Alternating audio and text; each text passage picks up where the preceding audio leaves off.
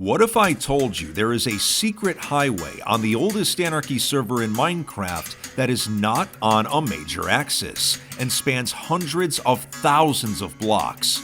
It's called the Starving Road and was originally used by new players to escape spawn. It's located to the south of the much more popular Western Highway, so anything built on this road can survive much longer. A while back, it was recorded to be at least 350,000 blocks, but how much farther does it go in the present day? To find out, I wanted to do a challenge. Using a fresh account with no items, I would escape spawn and attempt to travel the entire road until the very end, while surviving danger and documenting everything I find. Unlike the other highways we've traveled in the past, a solid portion of this one stretches through very modern terrain, and when you have a server that's over 15 years old, generating new chunks like this, really weird things start to happen. So join me today as we travel and survive the dangers of 2b2t's secret highway. From massive builds to naturally generated oddities, going into this, I had no idea what to expect. Now, if you're looking for some fast-paced action, you should check out Disney's Speedstorm. Race on high-speed tracks inspired by iconic Disney and Pixar worlds in this fast, fun, and competitive hero-based racing game. You can compete in different game modes as your favorite Disney and Pixar characters. Each track in the game is a different experience, filled with jumps, shortcuts, fun hazards, and other obstacles to overcome. There's a variety of game modes in both single and multiplayer, ranging from classic races, last one standing, boss challenges, and you can even do split-screen multiplayer with friends. The game is filled with tons of customization items and materials, so you can choose whatever fits your playstyle. And with the brand new Zootopia update, a new map has just been released, and Judy, Nick, and Flash are all playable to celebrate the release of Zootopia 2. There's also a speedrun event in partnership with speedrun.com where players act as ZPD officers to catch a high-priority suspect. There's going to be exciting rewards for everyone participating and an even more exciting cash prize for the winner, so make sure you tune in while you can from December 19th to the 27th. The game is free to play and available on both PC and consoles right now. It's the perfect time to start playing. To get the game for yourself, click the link in the description or scan the QR code, and don't forget to use the code on screen to get some in-game gifts. Thanks again to Disney's Speedstorm for sponsoring today's video. It was time to make my way to the infamous Starving Road and see how far it actually went. I had no idea what I was in for. I logged in on a fresh account and after a few tries, managed to get a pretty good spawning position. I made sure to walk everywhere and limit my jumping in order to conserve hunger. Eventually, I managed to connect with an early section of the highway, and with that first step, I was on my way. I had to stay alert since I was still in a very dangerous region of the server. You never know what you're going to find. After a few hundred blocks, I found myself at the official starting point of the Starving Road, which gave a little bit of history and some basic directions. The first 100K of the highway was originally completed by the 1533 Highway Gang, named after the coordinate the highway was started on. Two additional builders, Abdi112 and CC315, had continued work on it, but it was time to see how far out this thing was going to go. I was lucky enough to find a tree nearby and was able to craft some basic supplies. I killed some nearby animals for food so I could sprint and jump without fear of going hungry. Off in the distance ahead, floating silently above the water, was a wither. Getting close to it would mean instant death, so I had to carefully navigate around it. I saw some spiders that I could kill for some string, but once again, a wither was close by. Best not to risk it. Plus, I soon found one in a safer area. Despite being in spawn still, the road quality was alright, but the landscape around it was chaotic, as to be expected. I slowly kept gathering materials, moving forward, and keeping an eye out for threats. At around 4,000 blocks, I saw ruins in the distance for the first time, so I went to take a closer look. Whatever this thing was, it had to be pretty old based on how basic the materials were. I knew these ruins would be the first of many to be found. As I continued past a destroyed house, I saw a massive wall of water. Sure enough, someone had been using airships to flood the entire area, but luckily there was a tunnel going through it, and I was able to pass safely. I had reached around 5,000 blocks of distance, but still did not feel safe. I was encountering horses, but I wanted to get a little farther out and set a respawn point before taking the time to get one. This ended up being the right call, as I came across a sign warning travelers there was a wither ahead. I took the opportunity to cook up some food and prepare for a lot of sprinting. The road ahead seemed clear, but I was still nervous. In the distance, I saw a shulker sitting on top of a tree, so I went to go grab it. On the way, I also found some fireworks lying on the ground. Sadly, the shulker was empty, but I decided to hold on to it anyway. At least the fireworks were pretty. As I continued on the highway, I encountered a structure at 7,000 blocks, but right next to it was the wither the previous sign had warned me about. Once again, just hovering in eerie silence.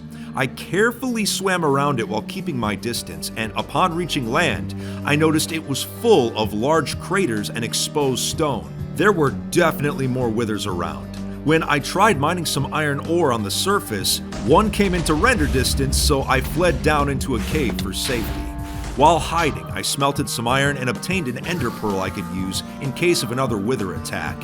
While tunneling back up, I found more iron to smelt, and soon had some gear that would at least give me a fighting chance.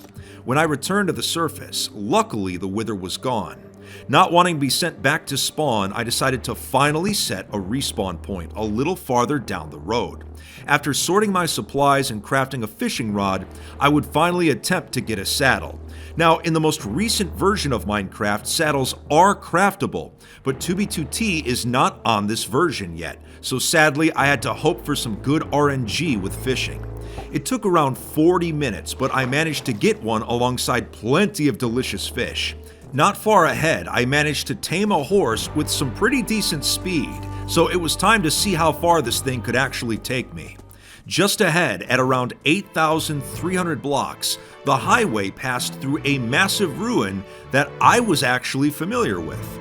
This place was once known as Castle Hateheart. My longtime viewers might remember us using it as a base of operations almost 10 years ago. Since then, it has been destroyed and rebuilt several times. It's crazy to see how much it's changed over the years, and the fact that the Starving Road now cuts directly through it is definitely interesting. But after feeling nostalgic, I was back on the road again. It was tough to stop and admire the sights when there were still withers on the road, and my horse wasn't quite fast enough to outrun them, so I had to carefully go around.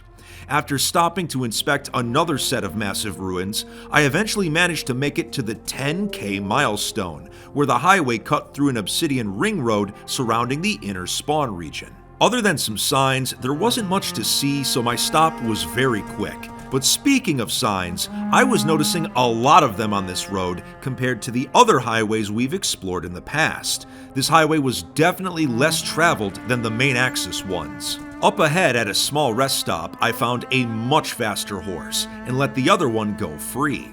When you're traveling hundreds of thousands of blocks, even a slight increase in horse speed can cut down on hours of travel time. But the difference was already noticeable. At 11.5K, I found a griefed base off the side of the road. The ruins of a big mansion that, judging by the blocks used, was likely built and destroyed sometime in the last 2 years. The builder was unknown, and after taking one last look around, it was a short ride back to the highway. As I traveled across long bridges and past chunk borders from the older versions of Minecraft, I would continue to find old settlements that had been griefed years ago, as well as more milestones on the road itself. Sometimes the highway was very calm, but other times it was crawling with mobs, to the point I couldn't stop or else I'd risk a creeper explosion. At 17K, I came across a small rest stop, but behind it was a pretty massive farm that was still operational. For being called the Starving Road, there was no shortage of food to be found here. But judging by all the signs I kept seeing on the road and at the various milestones, the crops had saved a lot of people. A few thousand blocks ahead, I managed to reach 20,000 blocks. As expected, there were tons of signs, but other than a floating skybase nearby, there wasn't much to see, so it was a quick stop. The road at this point split into two bridges that were right next to each other, and these stretched for thousands of blocks. There was a griefed base with a large tower sitting above the ocean, but all valuable resources had already been scavenged. After making a quick stop at the 25K milestone, I kept traveling until 28K, where there was the ruin of a massive cobblestone wall that boxed off a section of jungle. That's really the only way I could describe this thing, and it got even weirder from here. Up ahead, I began to see really odd statues of a human-like figure. They were just silently watching the road every few hundred blocks, and were often made of different materials. These would be the first of many we would see on the journey. At the 30K milestone, there were plenty of signs, and it seemed like there was another obsidian ring road cutting through. I was actually surprised at the amount of milestones I kept seeing, considering this was not even one of the main Axis highways. At 32K, there was a tall bridge made entirely out of stone brick that crossed over the highway. At first I wanted to see where it actually led, but a sign on top of it said it went for another 15,000 blocks, which would take us way off course, so sadly, I had to leave this one alone. The ocean chunks continued for a long time, so there wasn't much to see off to the sides. One section had so many signs on it that I just gave up on stopping to read all of them. After this, I came across a small outpost on the road with a red shulker sitting on it. Looking inside, someone had left an elytra. What a lucky find. I decided to keep it in case there was an emergency later on down the road, but I wanted to stay on my horse as long as possible. I soon began approaching the 40K milestone, which was a bit more decorative than some of the previous ones.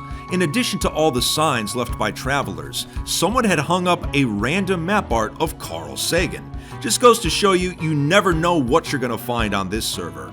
After moving on, I noticed a lot of settlements were looking to be in much better shape this far out. This was especially true at 41K, when I came across a massive tower in the distance. I decided to take a closer look.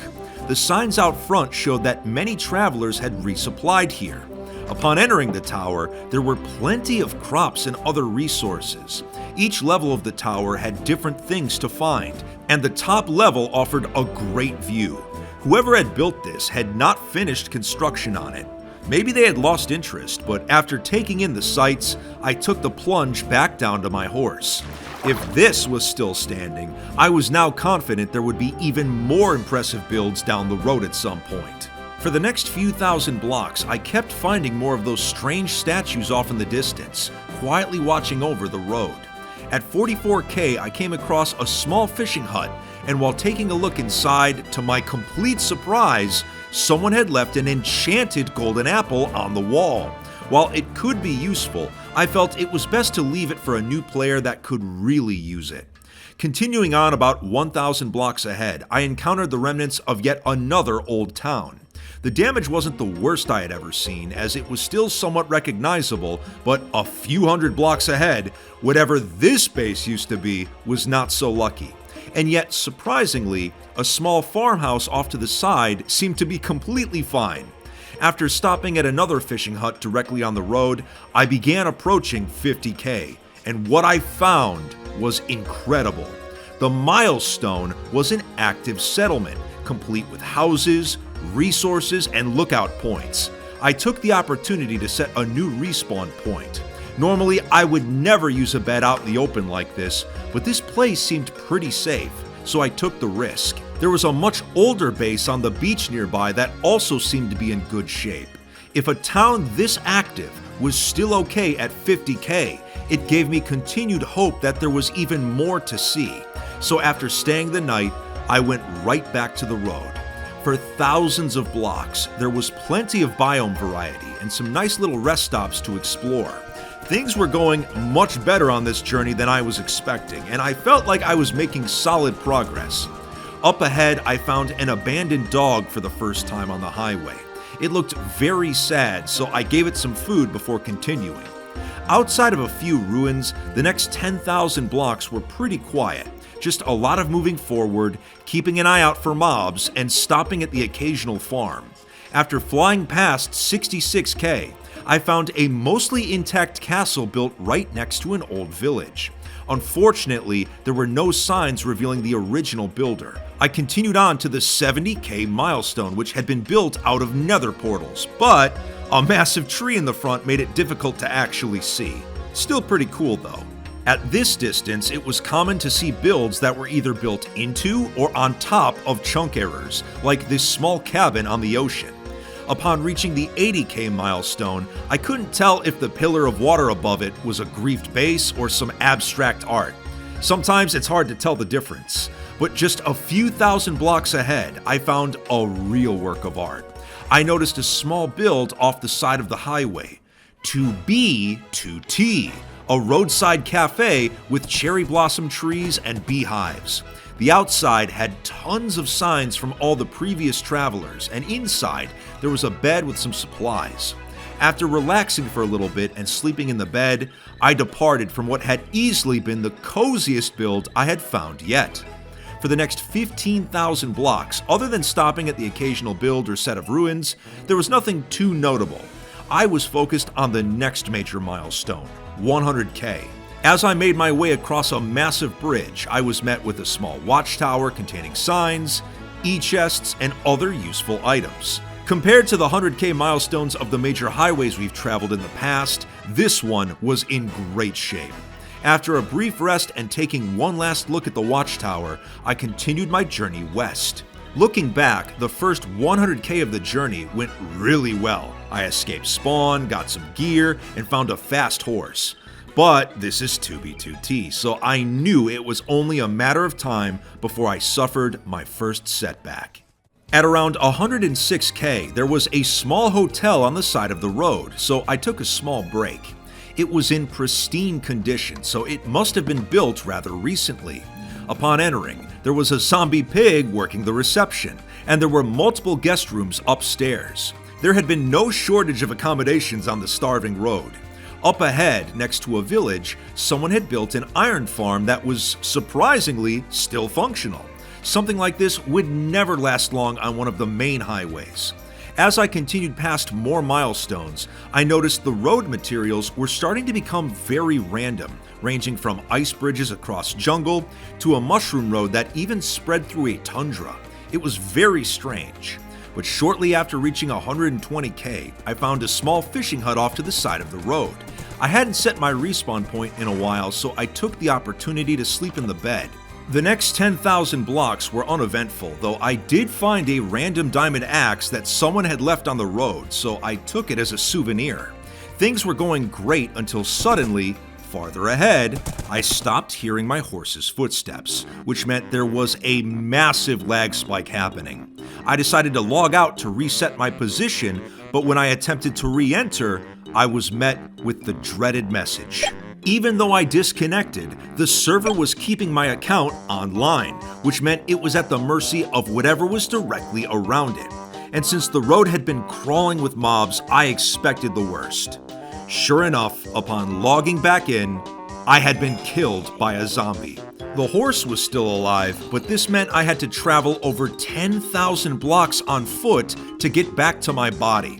It took well over an hour, and after surviving on a healthy diet of zombie flesh and using a bow I had found on the road, I killed the zombie and made it back to my items.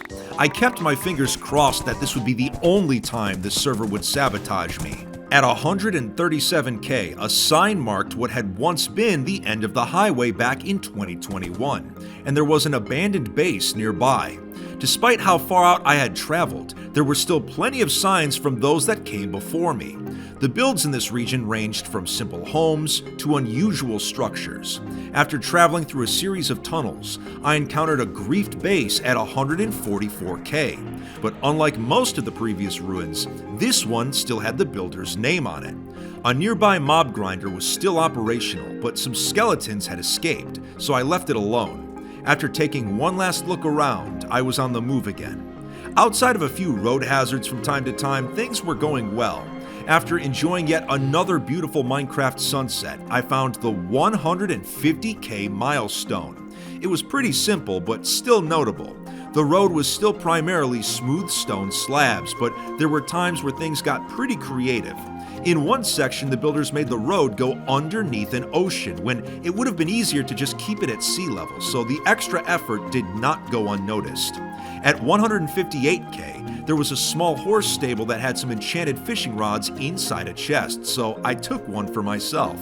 Just up the road at 160K, I found what looked to be a griefed base, but on one of the signs I saw a familiar name. 2b2t legend Hermetic Lock had passed through here a few years ago.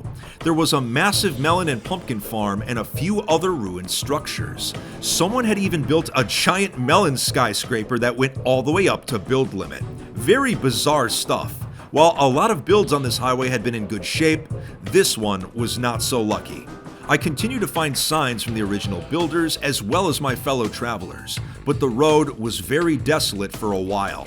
For nearly 15,000 blocks, there were no builds or other player-made structures outside of the occasional marker. This was the longest gap I had experienced yet. There was a small milestone at 175K which was significant because if the highway was 350,000 blocks long as I was told, this would mark the halfway point. Yet somehow, I had a feeling it was still a long journey ahead. As I kept riding, I eventually found an abandoned sheep pasture at 179K.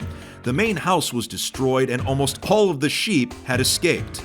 Good for them, I guess. After taking a quick pause at the 180K milestone, I went on to see an old cabin in the woods not far ahead. But this is the only notable structure I would find for a while.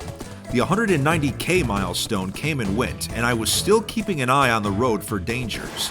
But as I continued, off to the right side of the road, I saw a village in the distance, but upon closer inspection, I realized something was off about it. It was a taiga village that had generated on an ocean, something that is not supposed to happen. In addition, all of the villagers had trapped themselves thanks to their faulty pathfinding. The place was odd, but it also made me excited. The highway had gone far enough to start generating modern terrain, and when a server that's 15 years old starts generating new chunks like this, really weird things start to happen. So from here, I knew I was going to start seeing some crazy stuff. Moving ahead, I kept up a steady pace, and after watching yet another Minecraft sunset in the distance, I finally reached the 200K milestone. As expected, many had left signs to prove they had made it this far. But just ahead of the milestone, someone had built a massive obsidian arena. Even though it seemed incomplete, it's clear a lot of work had gone into it. I used this opportunity to set a new respawn point, and soon I was back at it. I was starting to see a lot of smelting stations next to the road that clearly had been used to make the slabs. At 209K, I came across a small house. While looking inside, I found a set of iron horse armor which would be very useful to keep my horse alive, so I equipped it immediately. There were a lot of mobs around, so I left quickly.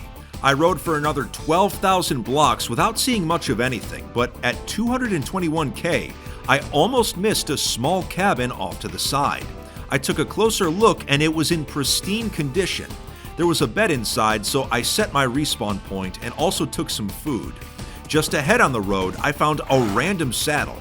I decided to hold on to it in case something were to happen to my current horse. A while later, I reached 230K, though this milestone had far less signs than the previous one. I kept traveling, but absolutely nothing could have prepared me for what I was about to see. Off in the distance, I saw a weird island floating high above the ocean, so I jumped into the water to get a closer look. As I approached, I realized it was actually a village.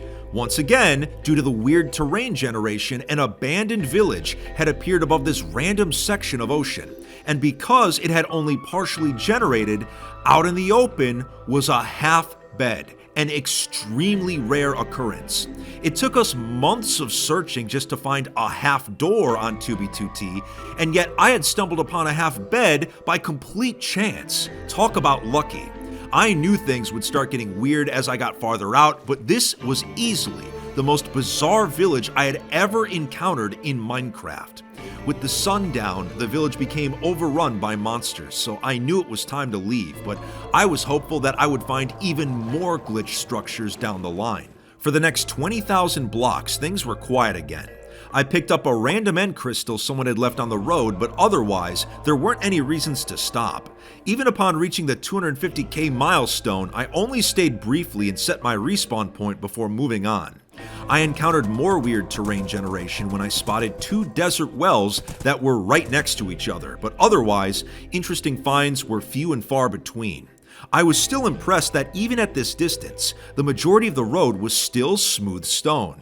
It would have been far easier to use cobblestone, so I admired the builders' use of it for hundreds of thousands of blocks.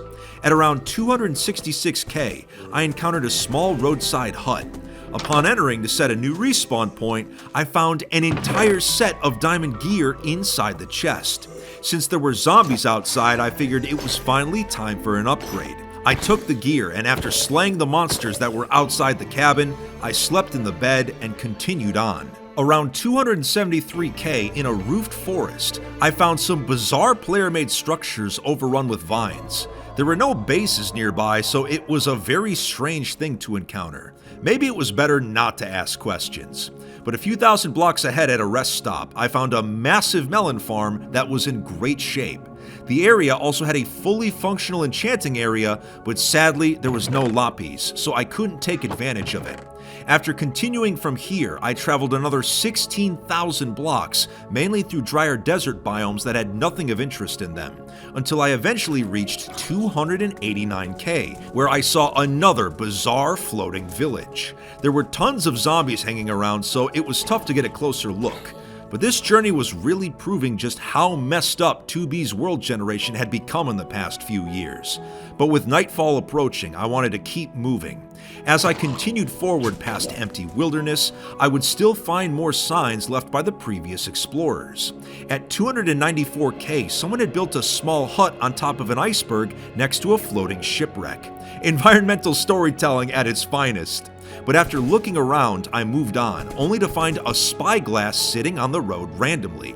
I was picking up a lot of interesting things on this journey, but this spyglass helped me find a shipwreck that somehow had made it high up on a hill. Things were just getting weirder and weirder on this road. But racing a few thousand blocks forward, I was able to make it to the 300k milestone. I was still impressed to be finding them in such great shape this far out. From here, it was only 50k left until the original end of the highway from 1 year ago. After that, it was uncharted territory, and after sleeping in a bed, I left the milestone, having no idea about the absolute chaos that was about to unfold. For 30,000 blocks, it was quite desolate outside of seeing a few more oddly placed structures.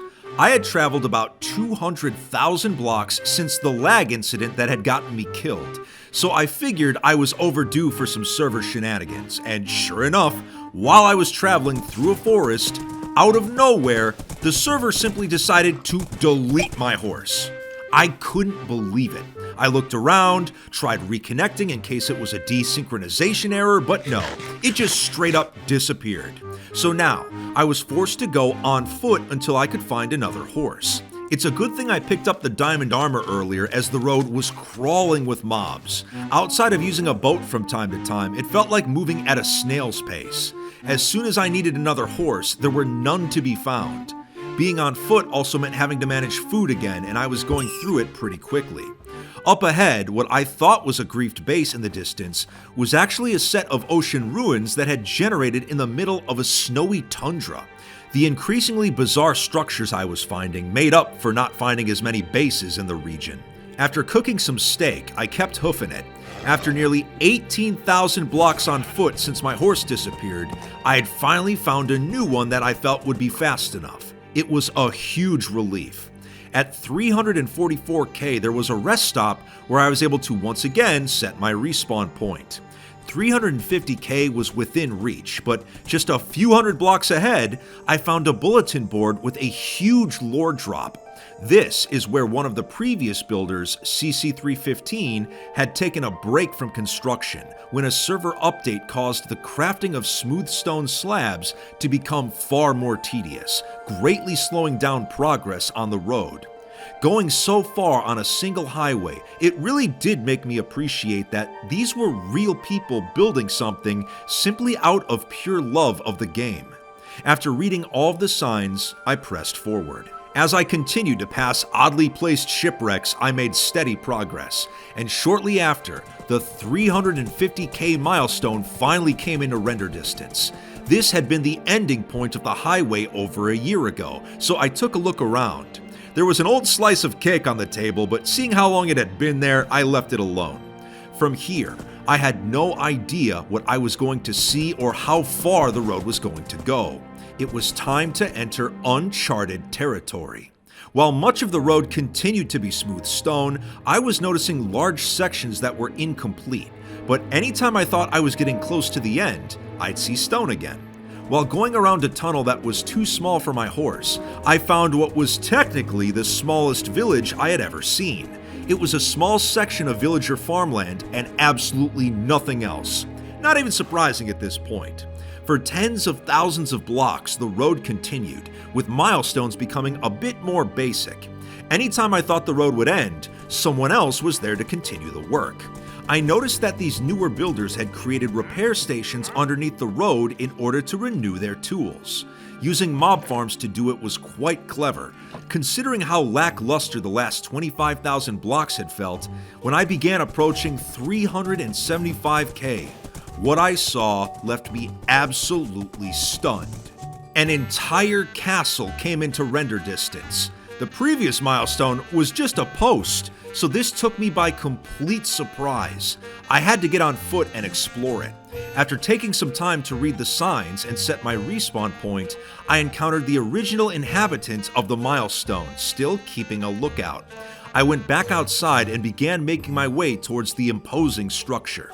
A sign out front revealed the name, the Blackthorn Bastion. Taking a look inside, there was a library with a garden area in the middle that looked quite peaceful. Since there were multiple floors, I continued upstairs where I was met with a nice view from the balcony and an enchanting area where books were stored in the nearby shelves. In addition, there was still a lot of lapis next to the enchantment table, so I was finally able to upgrade my gear a little bit. Better than nothing.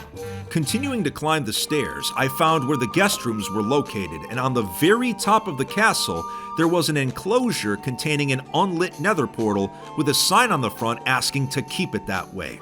There's absolutely no way something like this would survive on a main axis highway longer than a week, so I felt very fortunate I was able to find and document this place.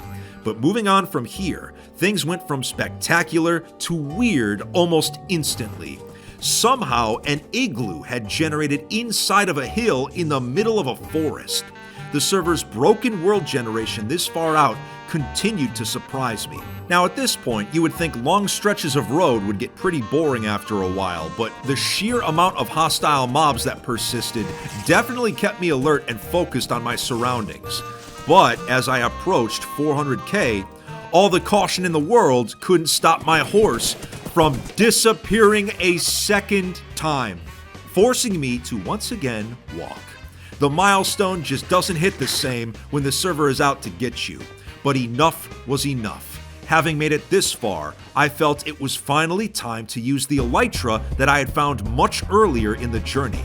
I grabbed some sugarcane, crafted some fireworks, and went airborne.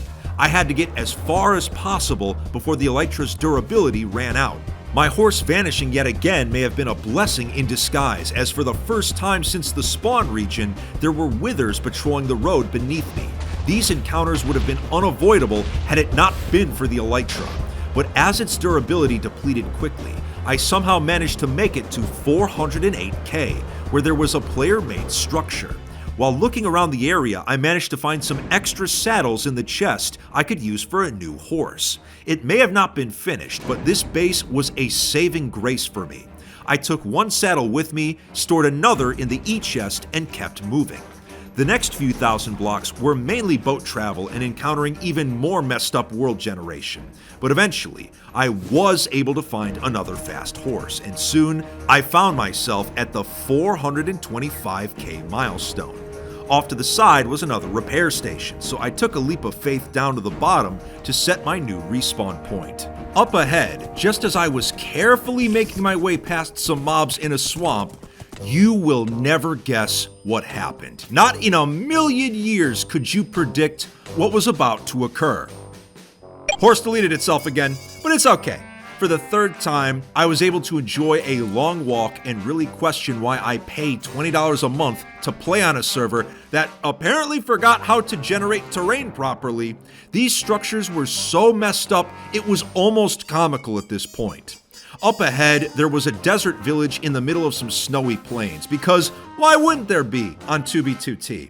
It felt like I was slowly starting to go insane on this road.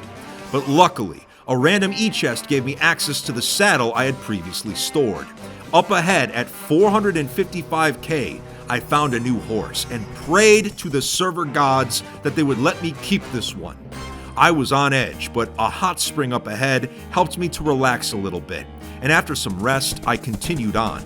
After reaching the 450k milestone, I saw a woodland mansion that towered over the nearby trees, ironically being one of the most normal-looking structures I had seen in a while. The next 40,000 blocks were extremely quiet, other than a single milestone I passed. There was a sign showing the road had ended at 490k back in July, so I knew I was starting to get close to the end. Not much farther ahead, I had made it to 500,000, 500k. This road was going on much longer than I thought. After setting my respawn point out in the open, I raced forward. The builders showed no signs of slowing down, although some travelers had finally given up and gone to the nether. Once again, there was a long period of time with nothing to be found, but at 518k, there was a Japanese pagoda, and according to a sign left out front, it was built in 2020, which meant it had been here long before the highway ran past it. Someone likely came down from the Western Highway to build this. Right across from it, there was a massive wheat field and small base. It was genuinely surprising to still be finding things like this over 500,000 blocks away from spawn. And just as surprising was the amount of creativity still being put into the road by the builders. Despite all of the challenges I had faced so far, I kind of didn't want it to end. I was still finding cool items along the way and witnessing terrain generation beyond rhyme or reason, such as more floating villages and massive waterfalls right next to the road. But soon, I encountered a sign detailing where the road had ended just over a month ago. The end was near.